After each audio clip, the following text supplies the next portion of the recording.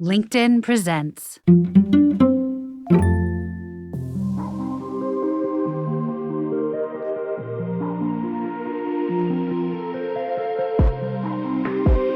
This is the Forbes Books Podcast, conversations with incredible humans who are making a difference in the world of business and beyond.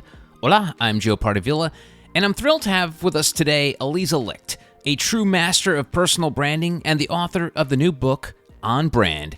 Shape your narrative, share your vision, shift their perception. As you know, in today's world, our personal and professional lives are constantly intermingled, and it's more important than ever to take control of your personal brand. Aliza has not only mastered the art for herself, but has also helped countless individuals and businesses to develop their own personal brands. So without further ado, let's welcome Aliza Licht to the show. Aliza. Thank you so much, Joe. I'm super psyched to be here. I appreciate that. And so I'm a Gen Xer, Aliza, and the idea of brands growing up were Coke, Ford, McDonald's. But now there's become this phenomenon over the last 10, 20 years that people are brands. And I know this is sort of your bag. When did this evolution happen?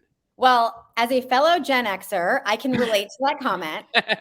You know, Joe, I think it happened with the digital age. I think social media was a choice, right? You could join social media when it first came out, or you could be like, yeah, that's not for me.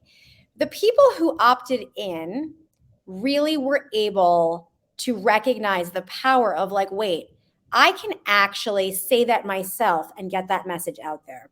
And as a former publicist, I think the biggest example of how shocking this was to all of us back in the day was, wait, I can send out a press release or I can tweet it. And putting the power in the hands of the people, it really democratized who could be known as a thought leader or be known in their niche.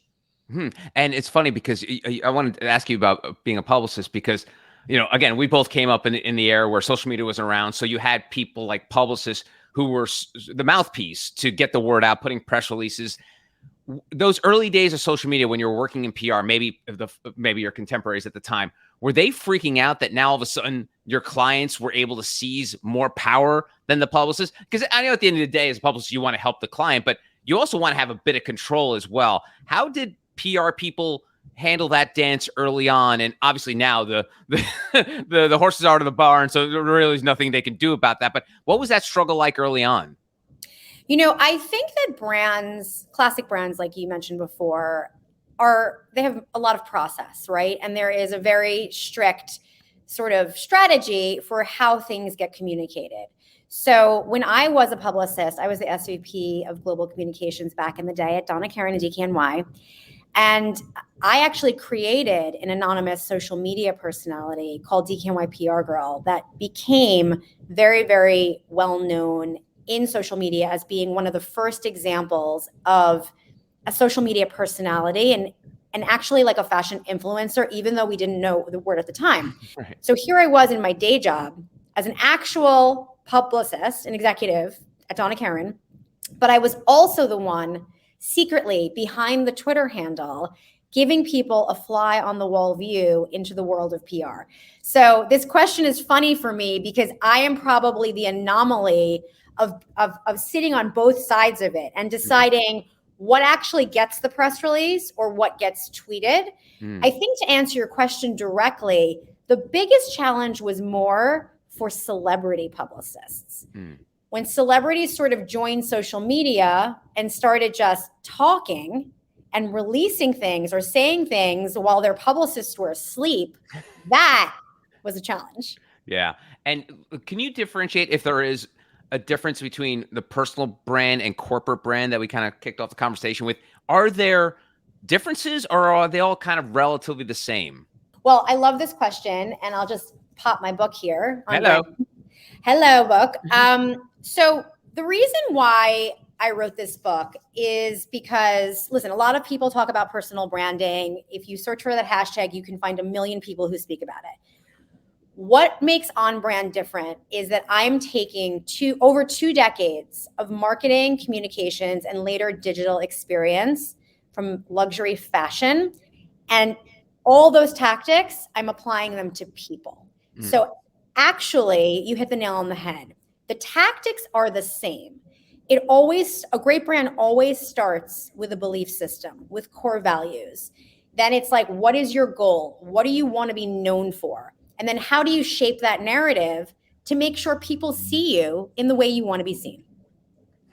And in the book On Brand that you mentioned, you have the 10 commandments of personal branding. And I want to pick the thread on one of them because I'll let people read the rest of them. But number 3 is nailing your elevator pitch. Tell your story, communicate your wins strategically. The elevator pitch, I feel it's this old tried and true methodology that's been worked on since the beginning of sales or whatever, what have you, or commerce. And I feel like nowadays we gravitate towards Hollywood's high concept idea of an elevator pitch. It's Chat GPT for ketchup. It's always like, with movies, it's speed, it's a Die Hard on a bus. So I think people sometimes oversimplify their elevator pitch. What is the right mix to get that pitch correct? First and foremost, thinking about who you're speaking to. People cannot have one type of introduction or one type of elevator pitch. They need to tailor it to the audience. Because if you're going to a conference, for example, you're going to really double down on a side of you that really speaks to maybe your consulting business or what you do corporately, or if you're an entrepreneur, what you're trying to build. So thinking about what you want to be known for is really where it starts. And when we say elevator pitch, I want to remind everyone, it's as long as an elevator ride, right? And people forget that. So what they do is when they're in a situation where they're meeting someone new and someone's like, oh, tell me about yourself. They just go on and on and on. And then, 20 minutes later, you stopped listening 19 minutes ago. 20 minutes later, you can't remember what this person said they do. And the reason why that's a mistake is because the goal of actually delivering the pitch is so the next day when you're not in front of this person anymore, they can actually not just remember what you said, but repeat it to someone else. Because that is how your name gets dropped in rooms you're not in for opportunities that other people haven't even heard of yet. That is how I define a strong personal brand. And when you're developing this brand, sometimes it takes time. We're humans. We don't know who the hell we are sometimes. When should people know that they've nailed it? Because it's a process, like you've talked about. So how do people know it's worked? And I know this is very esoteric and ephemeral, but is there a sign from God? Is there a burning bush or something that says, yes, this is your personal brand? How do you know you've achieved that? Okay. While we have one personal brand, it can evolve and change. So it's never final and there are no wrong answers. And in On Brand, what I do is I take you through every aspect of building your personal brand, not just online, but in real life. How are we showing up in meetings like this? How are we presenting, in a room full of people? How are we earning social capital and building authentic relationships? All of that contributes to your personal brand.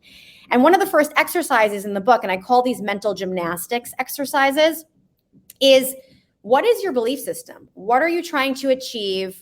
Why do you want a personal brand in the first place? And what does that mean to you? And just for people listening, I don't feel that personal branding has anything to do with becoming an influencer or becoming famous unless that's a goal. It really is just making sure that your self-reflection aligns with how the public perceives you. So one of the second exercises is really the Venn diagram. It's really visualizing what are all the facets of my work, my side hustles, my passions? What am I currently speaking about at cocktail parties, on social media? What are my social media bios? Are they actually supporting what I want to be known for? A lot of people write their LinkedIn bio, post it, and never look at it again. So all of these exercises are really almost like a quarterly exercise because we change. And a lot of times you look back on how you've positioned yourself. Even myself, I change my bio all the time, all the time. And sometimes I'm like, oh my God, why did I even write that? I don't want that out there right now. So it is a constant evolution and it's never final. But if you put in the thought process to think about it, the rewards are incredible. You mentioned LinkedIn, so let's dig into this a little bit because, as you know, if you don't have a LinkedIn account, you don't exist in the world of business. It's basically your identity now, which it's kind of scary, but still, and it's always funny when I run into someone who doesn't have a LinkedIn account and they work in business. I'm like, how did that person even get to that point in life? But talk to me about the layout and how you present yourself in LinkedIn. You talked about bio. Let me just ask you real quick, the bio. Should it be written in third person, first person? How long should it be? What are some couple nuggets that you feel that are most impactful for people when it comes to that bio? So in On Brand, I give a few examples of bios that I love on LinkedIn. And I think of it as a little bit of Goldilocks and the Three Bears. So you have your Papa Bear bio for LinkedIn or your website, which is like your longer, like your full bio. Then you have your Mama Bear, which maybe is like for a conference where someone's like, hey, send me your short bio. And then you have your Baby Bear bio for your social media, Instagram, TikTok, whatever. Third person or first person is a great question. And I actually debate this in the book as well. I go back and forth. Obviously, if you're speaking at a conference, they're going to want a third person bio. A third person bio is probably more sophisticated, maybe a little bit more serious, a little bit more dry. I think you can write an amazing bio in first person. That's going to be more of a storytelling bio, and you're probably going to want to start with where you are now and go backwards because people don't necessarily stick around to the end. Yeah. But it's a choice. And I honestly go back and forth. Sometimes I'm feeling more playful and I really want to dig into the storytelling side. And sometimes I'm like, no, this is third person and here's what I do and here's how you can reach me. So it's a choice. Yeah. I mean, I will say my opinion on this is I feel like it's easier for me to boast about myself in third person. So like when I'm writing something, because a friend of mine at work who works in our social media department says, hey, you should try writing your like bio in first person. I'm like, yeah. Every time I feel like I do that, I come across as like a raging egomaniac. Like I did this and I did this. Whereas if it's third person, it's like there's this nebulous creature out there that wrote this bio. I didn't write that. Boy, what a wonderful bio. I didn't write this. So I always feel like I didn't, but you're right. I mean, there's probably 99 ways to skin a cat, all that jazz. But so I just was curious in terms of your take on it. Another part of LinkedIn is that goofy headline.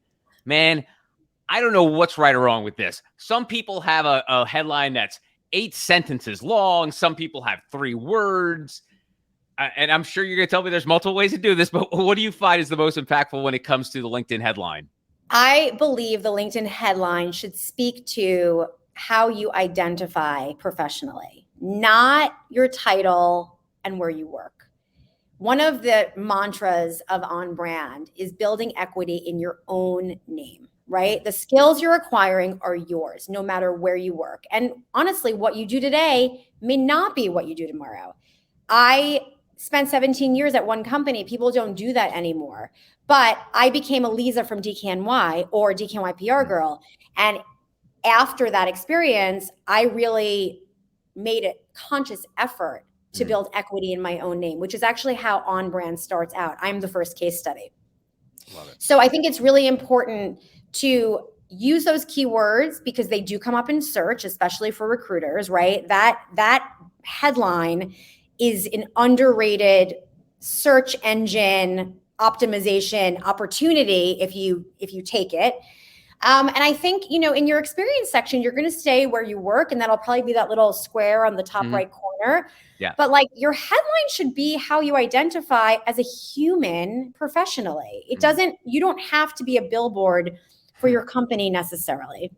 I will also point out, and I loved what you said before, that everyone needs to be on LinkedIn because I obviously believe that too. But the other thing is being findable. If you're not findable, it's kind of a red flag. Yeah. And the other thing that's a red flag is people who don't have a picture or don't list their last name. Like, let's build equity in both of those things, especially as a combination. But the last thing I want to point out is really that upper banner, which is real estate that LinkedIn is giving you to brand yourself. And the other account that I think is a non-negotiable is a Canva account. I do every single asset I make is on Canva.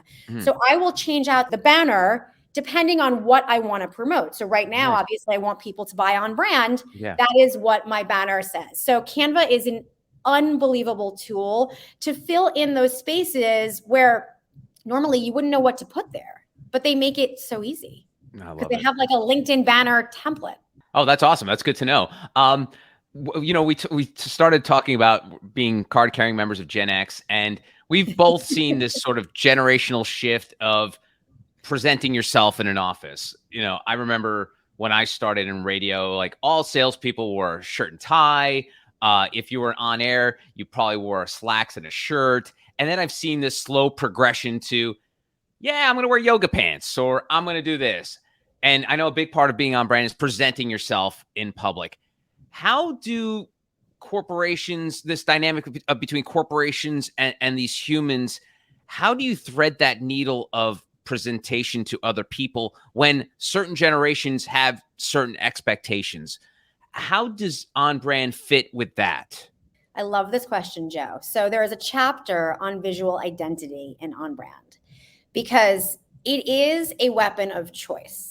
You can leverage a signature look or a certain way of showing up from a clothing perspective, from a makeup perspective, if you choose to wear makeup, that speaks to your aesthetic, right? So when we talk about like what's on brand for you, like what's on brand for me is like, you'll never see me without red lipstick. It's just my signature look. And I think what's important about thinking about visual identity, like you can't, as my friend Elizabeth Holmes says, you can't opt out of fashion, because what fashion says when you turn on that Zoom for a corporate meeting with your CEO, it says how much you value that moment or not. And if you are showing up as your best self, then why would you not show up polished? No one ever got in trouble for being too polished. Right. I put on a blazer today because I'm like, hey, this is the Forbes book podcast. I am going to bring my shoulder pads. You're making me feel bad. I should have worn my blazer now. Yeah, Joe, you should have. Oh boy. Very judgy, Aliza. I already have someone in my life who does that. Can't help it. I'm kidding. Another part of your book, I think it's part 3, is sustaining your brand. And I think this is one of the steps that sometimes people forget.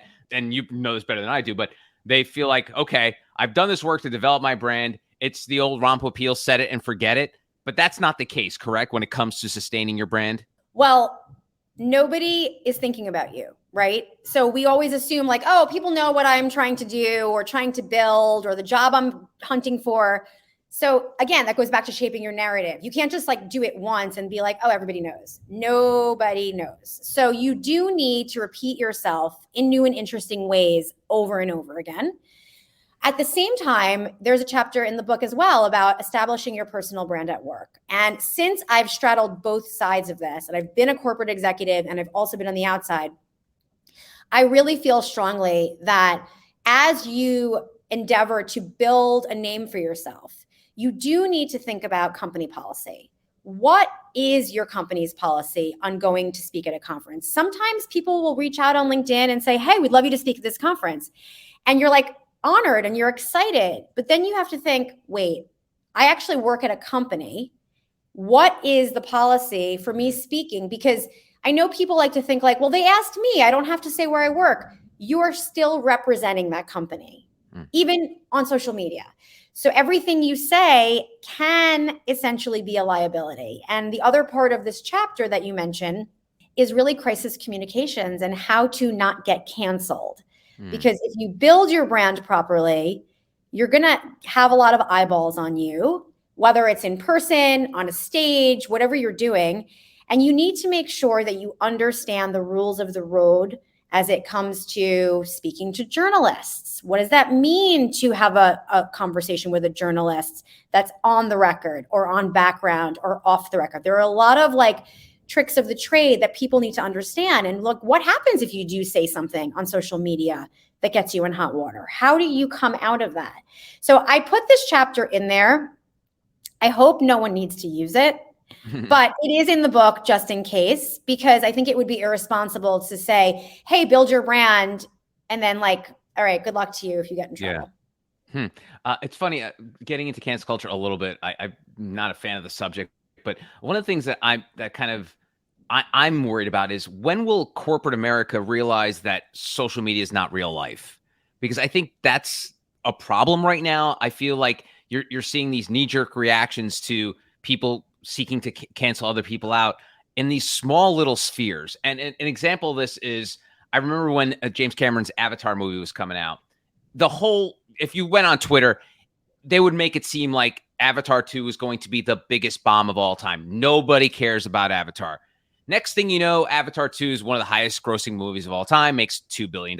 So that's sort of just an anecdotal point in terms of like how the impact of social media is not as large as people believe it is. Is there a way that companies can separate that a little bit and be like, yeah, I get there's like a kerfuffle on Twitter, but it's really not that big a deal? Or is it just that they're so close to it that they have no choice but react to it? Such a great question. So I think the most important thing to analyze is the source of the information, right?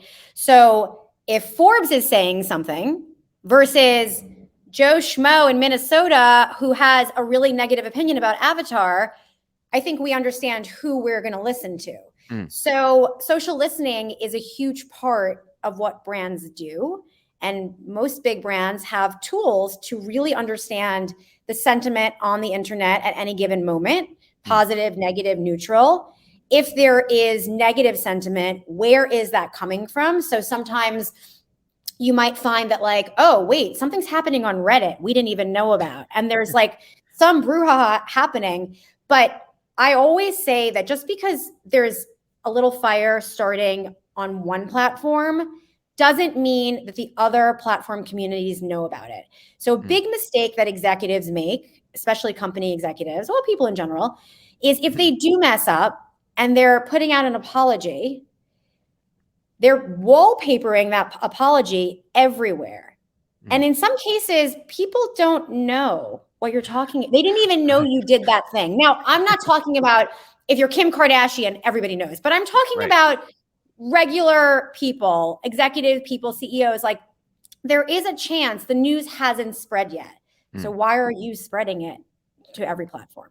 Right. Interesting. That's good. That's good tact. And back on the idea of personal branding, one of the things that I hear people talk a lot about is the last acceptable ism is ageism. Like, of all the isms, all of them are bad, but it's okay to make fun of an old person, jokes about someone's mental acuity.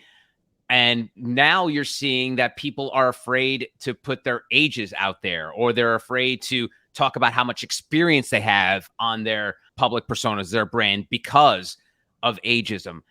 What do you say to someone like right now listening who's a little older than us, older Gen Xer, young boomer, in terms of like shaping their brand in public to avoid that sort of problem? Wow. So I don't think it's ever okay to make fun of someone's age, just saying, but I didn't say it was acceptable, but I mean, it's one of those, like the world doesn't go on fire if you make a joke about an old person. That's what So I'm really proud of the more than 2 decades of experience that I have. And I think that what's the right tactic is to be proud of your experience, no matter what age you are. I mean, think about the movie The Intern with Anne Hathaway and Robert De Niro, right? How much she learned from her intern, who was obviously significantly older. I think the smartest leaders are going to be proud of their experience, but also be open to learning from people who are younger.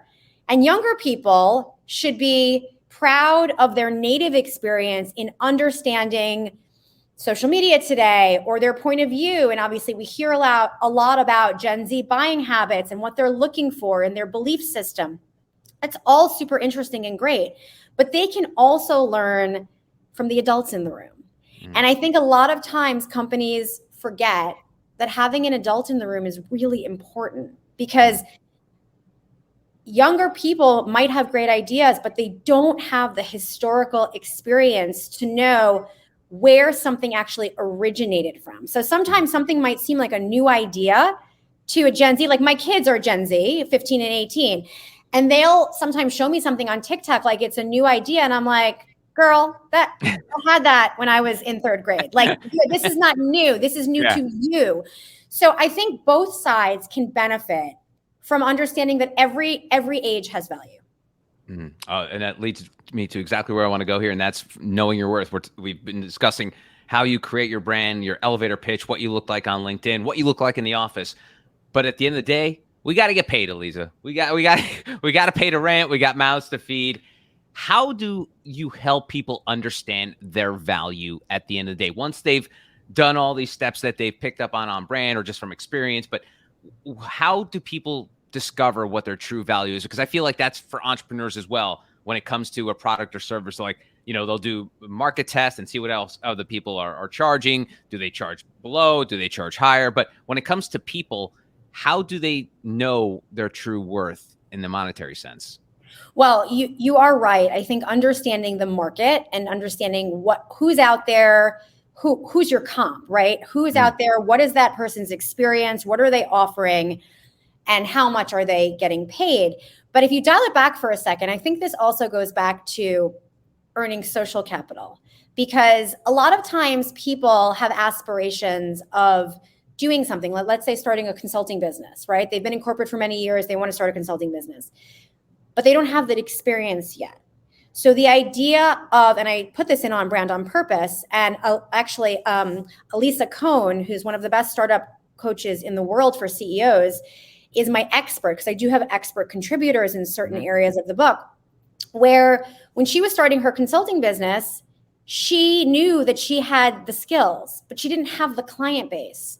So she did trades, and she said, I'll coach you, but in return, will you give me a testimonial for my website? And will you recommend me to friends? So that starts off the domino effect, right? Of earning that social capital and having people understand that you're good at what you do.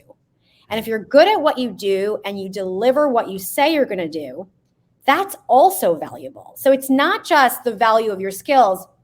In On Brand, I use the example of PR, because technically a publicist might consider charging by the hour, which would be really dumb, because it might take me 1 minute to get a story in Forbes because I have a relationship with Joe, but you need to pay for all my years of experience that I've nurtured that relationship.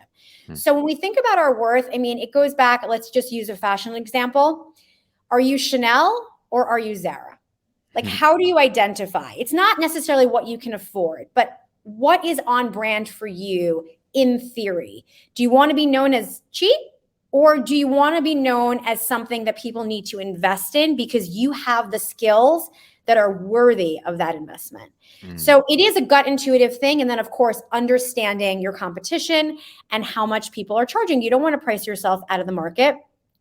In On Brand, I have Alexandra Carter, who wrote the book Ask for More, as the expert contributor for negotiation. And she has a lot of great tips in Ask for More as well, and certainly in On Brand, for how you actually position those discussions. Because at the end of the day, if you are able to make someone else understand that you're worth it, you can pretty much ask for anything. And lastly, I'm sure your brand radar must go off the charts when when you're walking around in life or when you're online. I'm sure it does. I'm sure you probably drive your family crazy when you see something. Oh, that's totally wrong. But I'm curious, when it comes to your brand radar, when you see someone doing it right, what are a couple of things that like perk up that bing bing in your head? Like, oh yeah, that's good. That person is doing a great job of their personal brand. What are a couple of things that always stand out to you? Obviously it's on the surface if you don't really know the person, but maybe you know them in passing. But what are a couple of things that that people do right that set off that brand radar of yours? I love this question, and I'm so glad you asked it, because it gives me the opportunity to say one important thing. This book is not about creating monsters. Okay? I just want to say that for everyone listening. On Brand is not about creating monsters. On Brand is about understanding what you bring to the table and making sure other people see it. Now, people who do this well, and I put this recommendation in On Brand, for every one time that you're talking about a win or an accomplishment or something about you, make a conscious effort to publicly amplify 5 other people. And the people who do branding best are able to convey what they're doing and what they've accomplished and what they're up to in a way that isn't bragging, but at the same time, they're lifting other people up. And I think that's really important, because nobody wants to hear someone talk about themselves all day. And I should have put like a warning label on the book, like just saying that, because that's something that I really try to do. I try to do that on the Leave Your Mark podcast. Leave Your Mark is my first book, which is a career mentorship for young professionals. But on the Leave Your Mark podcast, I really try to lift other people up so that I can sort of do my part and pay forward and give my platform to other people. So I think if you do that ratio or somewhere like that ratio, you can't go wrong. All right. Well, I lied because I have a follow-up to that because that's what I do. But when you talk about boasting yourself, there's, this, there's a fine line between being boastful, cocky, confident, what have you. How do you consult people to share those wins without it coming across as posting a picture with you in a Lamborghini on Instagram? Like, I know that's a big jump, but for some people, they'll see someone say, oh yeah, look at this guy. Is there something there? Because I know it's important. And I love that tip of like showing off your wins by also showing off the wins of others. But how do you show off that win without it coming across as quote unquote too boastful? There is a section, a mental gymnastics section in On Brand that says, are you bragging? And it's like 15 questions to ask yourself, literally, on if you're bragging. And I think one of the best ways to really see if you're bragging is to actually read what you're writing. Like, don't be tone deaf to your words. Like, if you're going to say that you spoke on a panel, can you, instead of saying, I'm so honored to speak on this panel, can you say, I'm so honored to speak on this panel with so-and-so and so-and-so who created the most amazing company in the world. And I've learned so much from her too. And here are some takeaways that we're going to share in this panel. And thank you to Forbes for inviting me on. So there's a way to make it bigger and more important than just you. And sharing the stage is, in theory, is really important. Meredith Feynman, who's also On Brand, she wrote the book Brag Better. And I love our conversation in On Brand because, first of all, I hate the word brag, okay? And I say this to her, and we decided that there's not a better word, right? But one of her core audiences in Brag Better is what she calls the qualified quiet. And I love this idea because it's the people who are really good at what they do and are waiting for people to notice. And that, my friend, is not a strategy. So in On Brand, I give tactics like, if you're in a company and you want your manager to know that you accomplished something, but you're super uncomfortable, you do not want to say it, why not partner with a trusted colleague and say, hey, listen, in this next meeting, if you could just drop that I did this thing that you thought was great, that would be amazing. And if you need something amplified to your manager, let me know. So the behind the scenes. Ooh, I love that. I love the subterfuge there, Aliza. I love Yes. It's the whisper network, Joe. It's really figuring out who's your cheerleading squad, because you'll find other people like you who, or you can say, I want this on social media. I don't want to post it. Can you post it on my behalf? What do you want me to amplify? This happens in my network all the time. Wow. Interesting. Those are great tips. Aliza, it's awesome. The book is On Brand, Shape Your Narrative, Share Your Vision, Shift Their Perception. There it is. Aliza, thank you so much for joining me today. Joe, thank you. You're an amazing host. I loved all of your questions, and I'm so honored. Thank you so much. Good luck with the book launch. I know this is not your first rodeo, so you've done this before, but enjoy every minute of it. Well, thank you. Let me tell you, ignorance was bliss the first time. So and then afterwards, you're like, oh my God, what was I doing? Yeah. Totally. Thank you so much. You're welcome. And that wraps up another episode of the Forbes Books Podcast. If you enjoy the show, make sure you take a second to subscribe so you automatically get new shows when they drop. Also, if you have a minute, I would love if you left us a review so more amazing entrepreneurs like yourself can discover the show. Questions, comments, concerns, you can always connect with me on Twitter, LinkedIn, and Instagram at Joe Pardavila. And please don't forget the golden rule and treat others as you want to be treated. Thanks for listening. Until next time, adios.